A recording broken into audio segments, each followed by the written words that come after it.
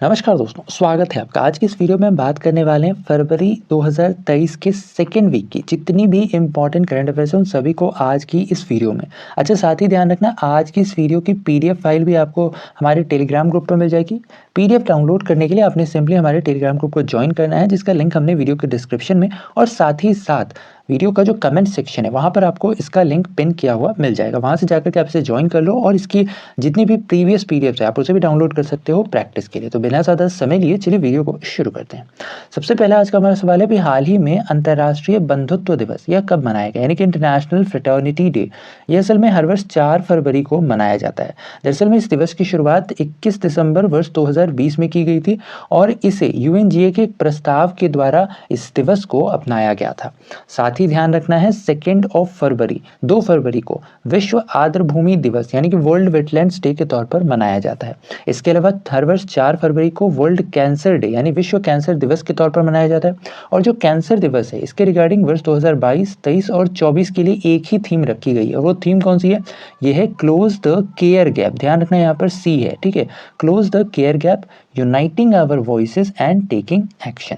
अच्छा, साथ ही 5 फरवरी को संत रविदास जयंती के तौर पर मनाया जाता है। संत रविदास जो कि एक्चुअली में 14वीं शताब्दी के संत और उत्तर भारत के भक्ति आंदोलन के सुधारक कहे जाते हैं। इसके अलावा ध्यान रखना हर वर्ष 10 फरवरी को विश्व दलहन दिवस के तौर पर मनाया जाता है और इस वर्ष इस दिवस का थीम था pulses for a sustainable future. आगे चलते हैं। अगला सवाल, अभी हाल ही में एशिया का सबसे बड़ा हेलीकॉप्टर कारखाना कहाँ खोला गया है? तो इसका सही आंसर है option number C, that is Karnataka. दरअसल में भी हाल ही में कर्नाटक के तुमकुरु में एशिया का सबसे बड़ा हेलीकॉप्टर फैक्ट्री खोला गया है। और ये जो हेलीकॉप्टर फैक्ट्री है यह एक्चुअली में एचएएल की है। एचएएल यानी कि हिंदुस्तान एरोनॉटिक्स लिमिटेड, और इसका उद्घाटन किया है प्रधानमंत्री श्री नरेंद्र मोदी जी ने। बाकी इसके बारे में हमने ऑलरेडी एक डिटेल वीडियो बना कर रखा है, अगर अब तक आपने उसे नहीं देखा है तो उसे जाकर के आप देख सकते हैं। इसके अलावा ध्यान रखना भी हाल ही में गुजरात में भारतीय रेलवे के द्वारा गरवी गुजरात टूर की शुरुआत की गई है। और यह जो टूर है असल में एक भारत श्रेष्ठ भारत पहल के तहत इस टूर की शुरुआत की गई है। इसके अलावा ध्यान रखना है जो एक भारत श्रेष्ठ भारत पहल है ये असल में शिक्षा मंत्रालय के द्वारा वर्ष 2015 में शुरू किया गया था। आगे चलते हैं। अगला सवाल, यहाँ पे 2 स्टेटमेंट दे रखा है, बताना कौन सा स्टेटमेंट करेक्ट है। पहला स्टेटमेंट कह रहा है भी हाल ही में नागपुर में काला घोड़ा कला महोत्सव की शुरुआत की गई है। और जो दूसरा स्टेटमेंट है वो यह कह रहा है कि इस महोत्सव की शुरुआत वर्ष 1999 में की गई थी, यानी कि पहली बार इसकी शुरुआत वर्ष 1999 में की गई थी। तो ध्यान रखना इसका सेकेंड स्टेटमेंट तो बिल्कुल करेक्ट है, बट पहला स्टेटमेंट गलत है। गलत कहाँ है? तो ध्यान रखना है इसकी शुरुआत दरअसल में नागपुर में नहीं की गई है, बल्कि इसकी शुरुआत मुंबई में की गई है। तो यहाँ पर इसका सही आंसर बनता है ओनली 2 इज करेक्ट। ध्यान रखना है यह जो महोत्सव है इसका नाम है काला घोड़ा कला महोत्सव और इसकी शुरुआत अभी हाल ही में 5 फरवरी को महाराष्ट्र के मुंबई में की गई है। इस वर्ष इसका 23वां संस्करण है। यह एक वार्षिक उत्सव है। साथ ही यह जो उत्सव है असल में हर वर्ष फरवरी के पहले शनिवार से शुरू होता है और फरवरी के दूसरे रविवार तक चलता है। आगे चलते हैं। अगला सवाल, अभी हाल ही में श्रीलंका ने अपना कौन सा स्वतंत्रता दिवस मनाया है? तो इसका सही आंसर है option number B, that is 75th। दरअसल में भी हाल ही में श्रीलंका ने अपना 75वां स्वतंत्रता दिवस मनाया है। इस अवसर पर श्रीलंका ने Namo Namo met step towards a century नामक थीम पर बेस्ड अपना 75वां स्वतंत्रता दिवस मनाया है। ध्यान रखना है इसके अंतर्गत जो समारोह था इसका आयोजन श्रीलंका की राजधानी कोलंबो में किया गया था। अच्छा, साथ ही समारोह में भारत की ओर से केंद्रीय विदेश राज्य मंत्री वी मुरलीधरन ने भी हिस्सा लिया था। आगे चलते हैं। अगला सवाल, अभी हाल ही में 36वें सूरजकुंड अंतर्राष्ट्रीय शिल्प मेले का उद्घाटन किस राज्य में किया गया है? तो इसका सही आंसर है option number A, that is Haryana. दरअसल में भी हाल ही में 36वें सूरजकुंड अंतर्राष्ट्रीय शिल्प मेले का उद्घाटन हरियाणा में किया गया और इसका उद्घाटन किया उपराष्ट्रपति जगदीप धनखड़ जी ने। साथ ही ध्यान रखना है इस मेले का आयोजन 3 से 19 फरवरी 2023 तक किया जाना है। इसके अंतर्गत जो थीम राज्य है यह उत्तर पूर्वी क्षेत्र है, जबकि भागीदार राष्ट्र के तौर पर संघाई सहयोग संगठन को चुना गया है। साथ ही ध्यान रखना है यह जो मेला है असल में भारत की हस्तशिल्प, हथकरघा, सांस्कृतिक विरासत की समृद्धि एवं विविधता को प्रदर्शित करता है। इसके अलावा चलते हैं अगले सवाल पर। अगला सवाल, अभी हाल ही में प्रधानमंत्री कुसुम योजना को किस वर्ष तक के लिए बढ़ा दिया गया है? तो इसका सही आंसर है option number C, that is 2026। ध्यान रखना है प्रधानमंत्री कुसुम योजना को वर्ष 2026 तक के लिए एक्सटेंड कर दिया गया। इसके अंतर्गत जो प्रधानमंत्री कुसुम इसका फुल फॉर्म होता है प्रधानमंत्री किसान ऊर्जा सुरक्षा सुरक्षा एवं उत्थान महाअभियान। दरअसल में इसकी शुरुआत वर्ष 2019 में नवीन एवं नवीकरणीय ऊर्जा मंत्रालय के द्वारा की गई थी। इसका उद्देश्य किसानों को उनकी शुष्क भूमि पर सौर ऊर्जा उत्पादन क्षमता स्थापित करने में सक्षम बनाना है। इसके अलावा ध्यान रखना भी हाल ही में शहरी प्रधानमंत्री आवास योजना, ठीक है, इसे भी दरअसल में अभी हाल ही में 2024 तक के लिए एक्सटेंड कर दिया गया है। ठीक है, यह जो शहरी प्रधानमंत्री आवास योजना है, इसकी शुरुआत वर्ष 2015 में केंद्रीय आवास व शहरी मामलों के मंत्रालय के द्वारा शुरू किया गया था। आगे चलते हैं। अगला सवाल है, किस महान व्यक्तित्व को सीमांत गांधी के नाम से जाना जाता था? सीमांत गांधी यानी फ्रंटियर गांधी। ध्यान रखना है, फ्रंटियर गांधी के नाम से जाने जाते थे खान अब्दुल गफ्फार खान। अब बात आती है कि असल में करंट यूज में क्यों है। दरअसल में भी हाल ही में 6 फरवरी को खान अब्दुल गफ्फार खान की जयंती मनाई गई है। दरअसल में इनका जन्म 6 फरवरी सन 1890 को वर्तमान में पाकिस्तान के उत्तमनज़ई में हुआ था। साथ ही ध्यान रखना है कि जो खान अब्दुल गफ्फार खान है, असल में भारत के महान राजनेता और स्वतंत्रता सेनानी भी थे। इसके अलावा सन 1929 में खान अब्दुल गफ्फार खान के द्वारा खुदाई खिदमतगार या फिर जिसे रेड शर्ट आंदोलन कहा जाता है, इसकी शुरुआत की गई थी। इसके अलावा सन 1987 में भारत सरकार के द्वारा भारत के सर्वोच्च नागरिक सम्मान भारत रत्न से भी खान अब्दुल गफ्फार खान जी को सम्मानित किया गया था। आगे चलते हैं। अगला सवाल, अभी हाल ही में महिंद्रा फाइनेंस के नए एमडी और सीईओ के तौर पर किसे अपॉइंट किया गया है? तो ध्यान रखना, इसका सही आंसर है option number B, that is Rahul Rebello. Rahul Rebello ये एक्चुअली में महिंद्रा फाइनेंस के अगले एमडी और सीईओ होंगे। दरअसल में यह स्थान लेंगे रमेश अय्यर का। रमेश अय्यर जो कि 29 अप्रैल 2024 को अपने पद से सेवानिवृत्त होंगे, जिसके बाद राहुल रेबेला जो है महिंद्रा फाइनेंस के अगले एमडी और सीईओ होंगे। अच्छा, इसके साथ ही ध्यान रखना भी हाल ही में एक और नाम काफ़ी चर्चा में रहा, ये है शमिका रवि। शमिका रवि जो कि एक्चुअली में अर्थशास्त्र की प्रोफेसर और एक शोधकर्ता, इन्हें भी हाल ही में प्रधानमंत्री के आर्थिक सलाहकार परिषद के सदस्य के तौर पर नियुक्त किया गया है। साथ ही अभी हाल ही में मोंटी देसाई, ये भी इंपॉर्टेंट है, एक्चुअली में पूर्व भारतीय क्रिकेटर हैं और इन्हें अभी हाल ही में नेपाल क्रिकेट टीम के नए कोच के तौर पर नियुक्त किया गया है। अगला सवाल अभी हाल ही में उत्तर प्रदेश में एक्चुअली में कहां पर अभी हाल ही में पहले वीएफएस वैश्विक संयुक्त वीजा आवेदन केंद्र का उद्घाटन किया गया है? तो इसका सही आंसर है option number that is B. ध्यान रखना है, उत्तर प्रदेश के लखनऊ में अभी हाल ही में पहले वीएफएस वैश्विक संयुक्त वीजा आवेदन केंद्र का उद्घाटन किया गया। इसका उद्घाटन उत्तर प्रदेश के मुख्यमंत्री योगी आदित्यनाथ के द्वारा किया गया है। दरअसल में यहाँ से ऑस्ट्रिया, नीदरलैंड, चेक गणराज्य, स्विट्जरलैंड, एस्टोनिया, हंगरी, पुर्तगाल, जर्मनी, इटली और सऊदी अरब के लिए वीजा आवेदनों की सुविधा प्रदान की जाएगी।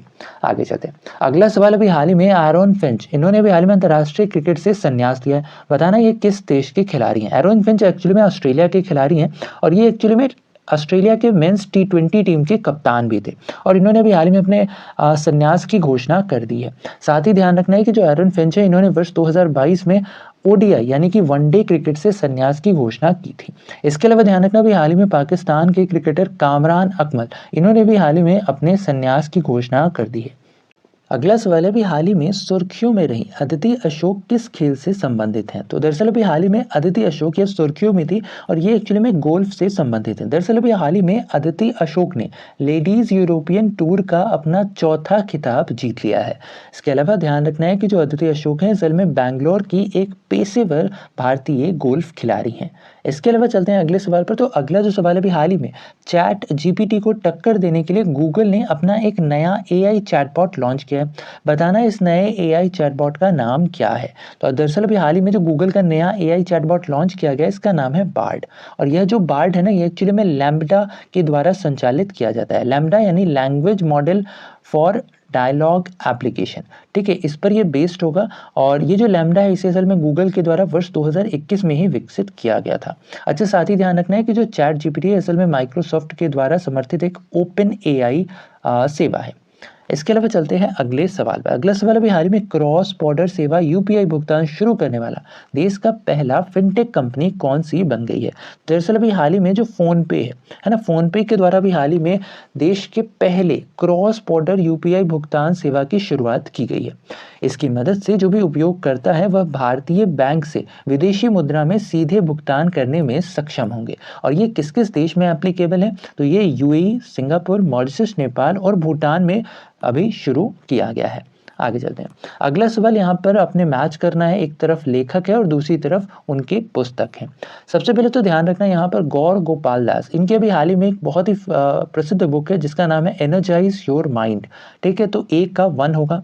ठीक है, एक का 1 केवल एक ही ऑप्शन में है, that is option B is correct. ठीक है, बाकी अगर मिला लें तो जेके रावलिंग की किताब है भी जिसे लॉन्च किया गया था कुछ टाइम पहले ही, जिसका नाम है फैंटास्टिक बीस्ट। इसके अलावा रस्किन बॉन्ड की किताब how to live your life और कमलेश पटेल की किताब है द विजडम ब्रिज। ठीक है, इसको यहाँ से मैच कर लेना, ये बिल्कुल सही आंसर है।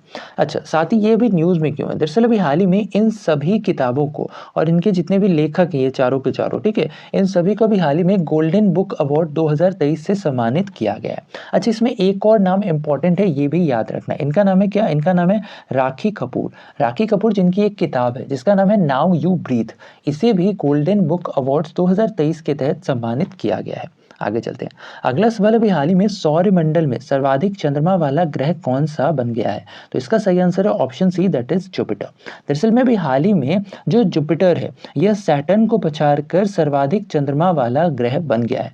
अभी हाल ही में बृहस्पति यानी कि जुपिटर पर 12 नए चांद खोजे गए हैं, जिसके साथ ही अब बृहस्पति पर कुल 92 मून्स हो गए हैं। अच्छा, इसके अलावा ध्यान रखना, इस पर भी हमने ऑलरेडी एक सेपरेट वीडियो बना रखा है, डिटेल में जानना चाहते हैं तो आप वहां पर भी जाकर के इसे एसेस कर सकते हैं। अच्छा, इसके साथ ही जो बृहस्पति यानी कि जो जुपिटर असल में सोलर सिस्टम का सबसे बड़ा प्लैनेट है। साथ ही साथ जो जुपिटर है इसका सबसे बड़ा मून, इसका नाम है गैनीमेड, ये बहुत इंपॉर्टेंट है, याद रखना है।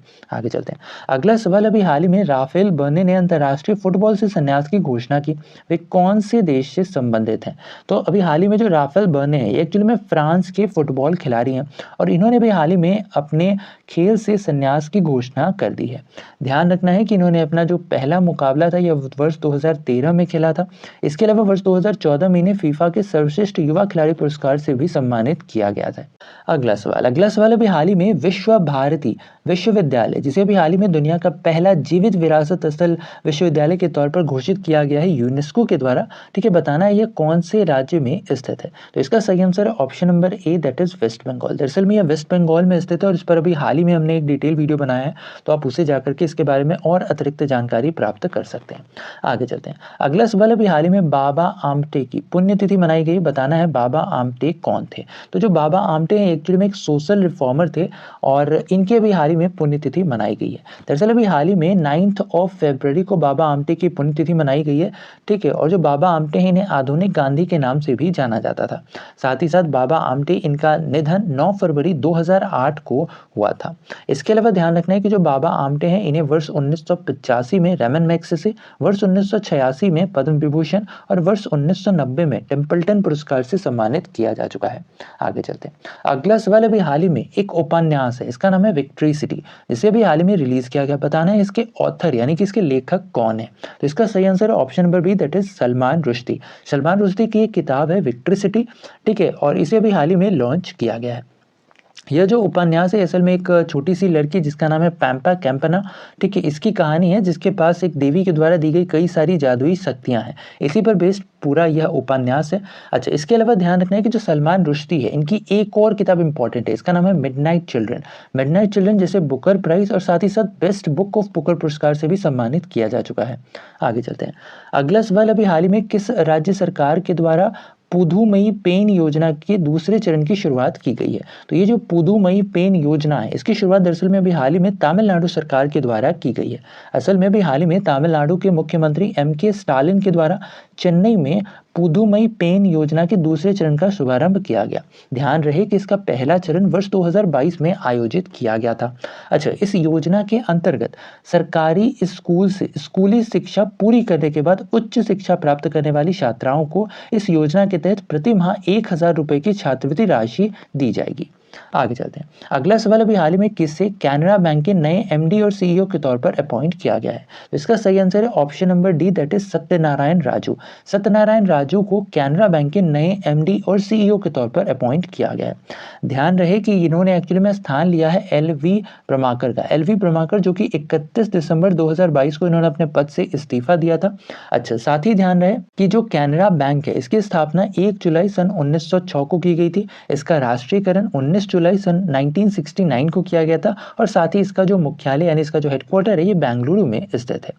इसके अलावा चलते हैं अगले सवाल पर। अगला सवाल अभी हाल ही में किसे राजा राम मोहन राय राष्ट्रीय पुरस्कार से सम्मानित किया गया है? तो इसका सही आंसर है option number A, that is A B K Prasad. असल में अभी हाल ही में डॉक्टर ए बी के प्रसाद जो कि एक वायुवृत्त पत्रकार हैं, इन्हें अभी हाल ही में पत्रकारिता में उत्कृष्टता के लिए प्रतिष्ठित राजा राम मोहन राय राष्ट्रीय पुरस्कार से सम्मानित किया गया है। ध्यान रहे कि यह पुरस्कार इन्हें 28 फरवरी 2023 को प्रेस काउंसिल ऑफ इंडिया के द्वारा दिया जाएगा। इसके अलावा प्रेस काउंसिल ऑफ इंडिया इसकी स्थापना वर्ष 1966 में की गई थी और इसकी जो प्रेजेंट टाइम पर अध्यक्ष है, इनका नाम है न्यायमूर्ति रंजना प्रकाश देसाई। अब चलते देख लेते हैं इस वीक के कुछ इंपॉर्टेंट वन लाइनर्स को। सबसे पहले तो ध्यान रहे कि अभी हाल ही में राष्ट्रीय सांस्कृतिक महोत्सव 2023 का आयोजन केंद्रीय संस्कृति मंत्रालय के द्वारा मुंबई के आजाद मैदान में किया गया है। इसके साथ ही अभी हाल ही में राष्ट्रीय गुणवत्ता प्रणाली के अंतर्गत जो भारत की राष्ट्रीय गुणवत्ता है, यह दुनिया में 5वें स्थान पर रही है। इसके साथ ही साथ अभी हाल ही में जो मोबीक्विक है, ये एक्चुअली में एक एप्लीकेशन है और ये भी हाल ही में यूपीआई पर क्रेडिट कार्ड का समर्थन करने वाला देश का पहला एप्लीकेशन भी बन गया है।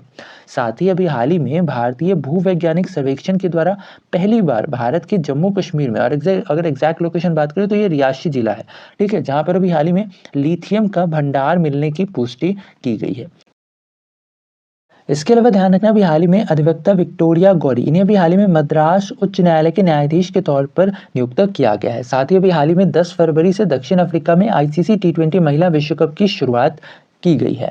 तो ये था हमारा आज का वीडियो, जिसके अंतर्गत हमने बात की फरवरी 2023 के सेकेंड वीक के सारे इंपॉर्टेंट करंट अफेयर्स। अच्छा, साथ ही ध्यान रखना, फरवरी 2023 के फर्स्ट वीक के अगर करंट अफेयर्स आपने देखना है तो वो आपको यहाँ पर मिल जाएगा, या फिर आप इसकी प्लेलिस्ट चेकआउट कर सकते हैं।